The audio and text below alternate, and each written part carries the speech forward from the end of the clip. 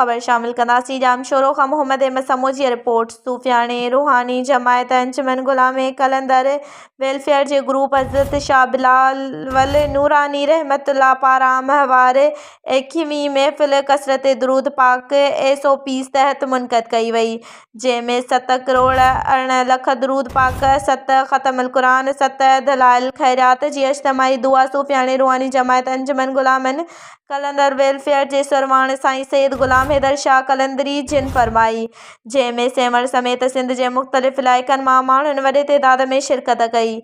जग मशहूर नात ख़्वान शाहनवाज़ तईं महफ़िल में नात ख़्वानी करे महफ़िल में मौजूद माण्हुनि खे झूमाए छॾियो।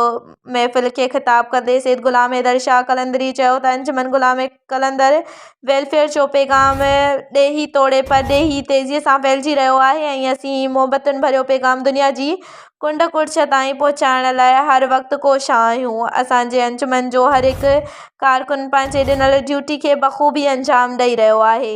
हीअ 21वीं जी महफ़िल बि हिकु दरसगाह आहे जितां खां उन पैगाम खे आम करण जी सिख्या ॾिनी वञे थी।